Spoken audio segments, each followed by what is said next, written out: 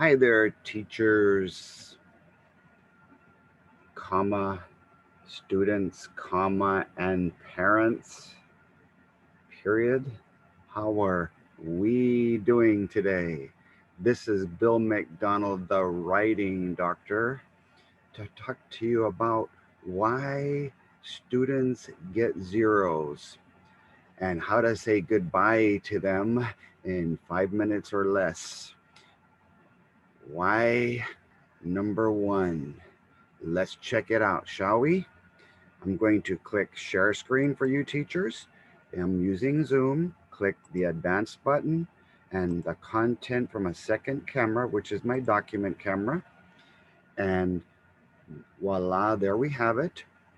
TEA, aka the designers of the STAR test, in the year 2015. Let me show this to you on the bottom. In the summer of 2015, June 2015, 6 years ago, they told us why they were giving so many zeros. And I just have one question.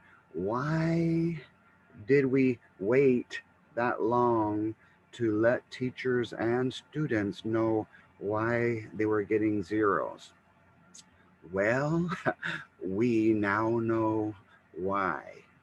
The first reason, as you can see here, is that it's blank. Now, I want to tell you guys really quickly for teachers that have the binder, so you don't have to go look for this anywhere. This is on page 601 of the binder, blank.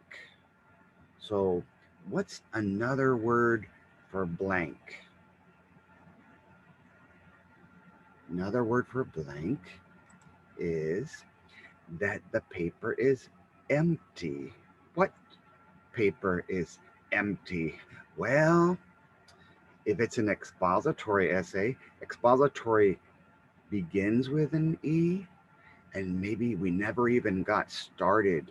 That might be why we have a blank Scantron or a submission online. So we have to make sure that we check to make sure that we get started on the line paper of our Scantron, not just the line paper of a rough draft or an outline.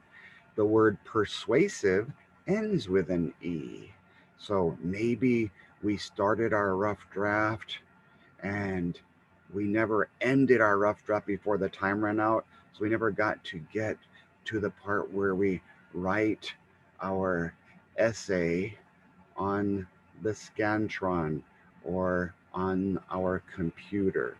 So we have to be careful to make sure that we, on April 6th, know that it's going to become me.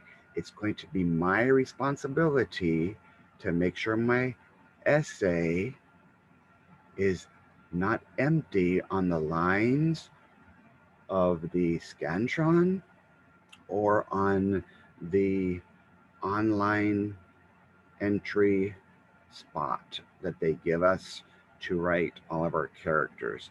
So I want to show you a little trick, students and teachers, using the words expository and persuasive. Check this out, everybody. The word expository, let's count, shall we, has expository. 1, 2, 3, 4, 5. 5 syllables. So I want you to think of expository as ERSES. Let's find out what that means for our fourth and seventh graders and our ninth graders as well. Editing, revising, Scantron, essay, Scantron. And then for ninth grade, the reading and the Scantron. We're going to have to go back and do that again. So expository, expository. Make sure when you do the editing and revising in the book that it makes it to the Scantron, that's not empty as well. That we do when we do the essay on rough draft or on an outline or on a graphic organizer, that it ends up on the Scantron or the place where you submit on the computer. Let's take a quick look at the word persuasive. Oh, there's another ERS. Remember, do the editing, the revising, do the Scantron, do the essay, the reading, and do the Scantron. And make sure that it ends up